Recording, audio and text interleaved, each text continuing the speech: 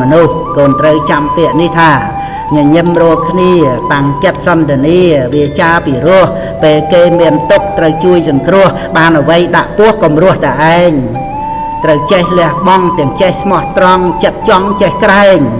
ទេសនាពីរោះសង្គ្រោះក្រៃលែងមិនអួតខ្លួនឯងមិនហែងទឹកចិត្តទឹកមាសបេះដូងមានព្រះមុនស្នេហ៍ស័ក្តិសិទ្ធញាតច្រើនកន្លងអ្នកផងទុកចិត្តលោកចាក់ចេញពិតញាតមិត្តអាល័យចេះប្រើខ្លួនឯងព្រមទាំងចេះក្រែងអ្នកផងអាស្រ័យប្រឹងជួយការងារពេញជើងពេញដៃញាតមិត្តអាល័យពេលខ្សែជីវ៉ាចេះអានខ្លួនឯងព្រះធម៌សម្ដែងឲ្យចេះសិក្សាដឹងតួនាទីមិនចោលកិច្ចការចេះស្គាល់អាត្មាមនុស្សម្នាចូលចិត្តចេះទឿនខ្លួនឯងទាំងចេះប្រឹងប្រែងអ្នកផងអាណិតកុំចាំគេប្រើការងារល្អពិតវីរយៈសន្ធិដ្ឋញាតមិត្តត្រូវការ47ការមិនប្រកាន់ខ្លួនកូនជាទីស្រឡាញ់ការប្រកាន់ខ្លួនសំដៅដល់ការគិតយកខ្លួនទៅប្រៀបជាមួយនឹងអ្នករតីឬក៏យកអ្នករតីមកប្រៀបជាមួយខ្លួនការប្រកាន់ខ្លួនហ្នឹងវាមាន3គឺគិតតែខ្លួនឯងប្រសើរជាងគេនឹងមួយទៅហើយគិតតែខ្លួនឯងអន់ជាងគេមួយទៅហើយគិតតែខ្លួនឯងស្មើនឹងគេនឹងមួយទៅអាការគិតទាំង3ប្រការហ្នឹងគឺអត់ល្អទាំងអស់ព្រោះវាជាមាននេះគិតថាខ្លួនឯងប្រសើរជាងអ្នករតីរមែងធ្វើឲ្យកើតការតម្កើងខ្លួនណាតម្កល់តែខ្លួនឯងហ្នឹងវាអត់មានអ្នកណាស៊ូជាមួយបាននឹងធ្វើឲ្យកើតការខ្នើខ្នងប្រហើនកោងកាចហានខ្លាហ៊ានធ្វើអ្វីស្រេចតែចិត្តខ្លួនឯងសម្ដែងអាកប្បកិរិយាមើងងាយមើលថោកអ្នករតីហើយគិតថាខ្លួនឯងអន់ជាងអ្នករតីរមែងធ្វើឲ្យកើតការរួញរាក្នុងកិច្ចការងារអស់កម្លាំងចិត្តបាក់ទឹកចិត្តលេងប្រឹងប្រែងតទៅទៀតបណ្ដោយជីវិតទៅតាមយថាកម្មដោយចោអណ្ដែតទឹកធ្វើឲ្យគេមើងងាយមើលថោកបានព្រោះតែខ្វះការតស៊ូប្រឹងប្រែងជាយាមនឹងឯងហើយគិតថាខ្លួនឯងស្មើនឹងអ្នករតីរមែងធ្វើឲ្យកើតការកអើតកតួមិនក្រែងចិត្តអ្នកណានិងមិនគោរពអ្នករតីព្រមទាំងមិនត្រូវការស្ដាប់អ្នកណាទាំងអស់ព្រោះប្រកាន់ថាអ្នករតីប្រហែលទៅខ្លួនដែរហ្នឹងក្នុងផ្លូវដែលត្រឹមត្រូវគឺមនុស្សយើងក៏បីគោរពជឿស្ដាប់ទន់ភ្លន់ប្រព្រឹត្តទៅតាមទំនៀមទម្លាប់ប្រពៃណីដែលសមរម្យគឺដល់ពេលត្រូវគោរពក៏គោរពដល់ពេលត្រូវស្ដាប់ក៏ស្ដាប់ដល់ពេលត្រូវទន់ភ្លន់ក៏ទន់ភ្លន់ដល់ពេលត្រូវរឹងប៉ឹងក៏រឹងប៉ឹងរៀបចំខ្លួនឲ្យចុះចូលជាមួយនឹងអ្នករតីសមរម្យជាមួយនឹងស្ថានភាពមនុស្សដែលឆ្លាតក្នុងការរៀបចំខ្លួនលោកហៅថាអ្នកធ្វើខ្លួនឲ្យបានសមរម្យអាចចងចិត្តមនុស្សដែលនៅជុំវិញខ្លួនបានការមិនប្រកាន់ខ្លួននេះជាមហាកុសលផ្នែកខាងការគោរពនិងការគួនទន់ភ្លន់គេរវោចៈនិវេតោចៈហ្នឹងអោនតូនតែប្រឆាំងជាមួយនឹងមាននេះហ្នឹងអេតាមាំងកលមុតតាមាំងជាមង្គលដល់ដំមនុស្សទន់វាចាមេត្តាក្នុងចិត្តពោលមិនវិតបរិទ្ធគំនិតទូនមានក្លិនសារសម្ដីមានន័យដូចស្ពានឬដូចជាយាននាំអ្នកដំណើរមនុស្សទន់រិះគន់តែទោសកំហុសត្រង់ត្រូវវិញនោះតែងដាក់ចិន្តាតម្កើងមនុស្សល្អឲ្យរឹតប្រសើរនាំអ្នកដំណើរដើរក្នុងផ្លូវត្រូវគេរវោចៈនិវេតោចៈពីនេះស្មោះស្ម័គ្រជាអ្នកនាំផ្លូវមង្គលឧត្តមផុតរឿងអាស្រូវនាំអ្នកដើរផ្លូវទៅទីពងខ្ពស់មួយគឺគេរវៈគោរពខ្លួនក្រែង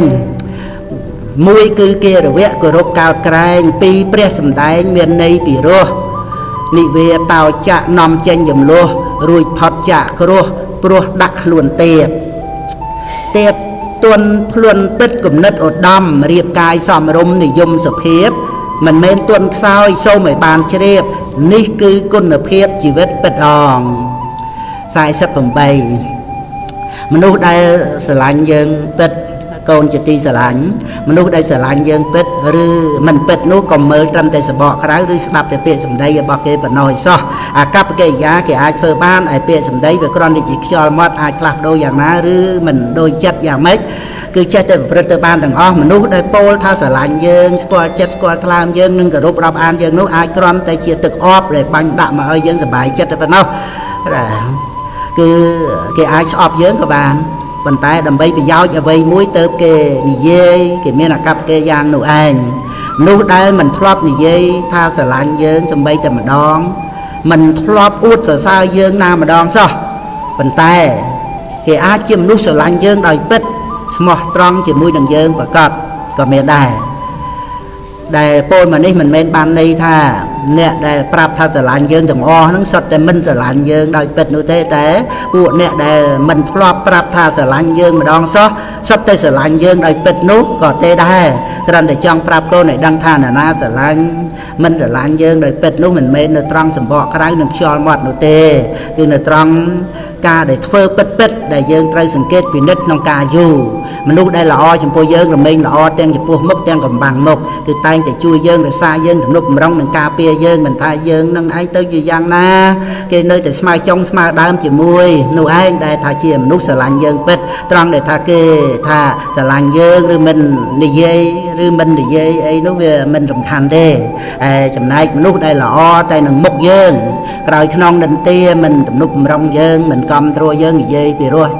ជាមួយក្រំតែដើម្បីពឹងពាក់ឬប្រើយើងមាត់ហើយនឹងចិត្តប្រព្រឹត្តទៅផ្សេងគ្នានោះឯងគឺជាមនុស្សដែលមិនស្រឡាញ់យើងពិតប្រាកដទេទោះបីមាត់ប្រាប់ថាយើងល្អយ៉ាងនេះយ៉ាងនោះក៏មិនអាចជឿបានដែរក្នុងរឿងនេះកូនត្រូវប្រយ័ត្នចិត្តខ្លួនឯងកុំវង្វេងច្រឡំទៅរីករាយជាមួយនឹងពាក្យសម្ដីរបស់អ្នកបោកប្រាស់ទាំងនោះនាំឲ្យខូចខ្លួនខូចប្រាណអស់ទាំងទ្រព្យសម្បត្តិទាំងត្រូវខកចិត្តដល់ក្រៃលែងទៀតផងសុខភាពរាងកាយ49កូនជាទីស្រឡាញ់នោះយើងគ្រប់គ្នារមែងត្រូវការឲ្យមានអាយុវែងហើយមិនមានជំងឺរោគគាបជាធិគ្រប់គ្នាទាំងអស់ហ្នឹងអាយុវែងរោគគាបជាធិមិនមានទៅបានហ្នឹងគឺមកពីមួយចំណែកកើតមកពីការថែរក្សាសុខភាពរាងកាយមិនមែនគ្រាន់តែប្រាថ្នាត្រូវការហើយក៏ចិត្តតែបដ ாய் សុខភាពរាងកាយទៅតាមយថាកម្មនោះទេមនុស្សដែលថែរក្សាសុខភាពរាងកាយបានល្អរមែងមានឱកាសបាននៅអាយុវែងនិងមានតែ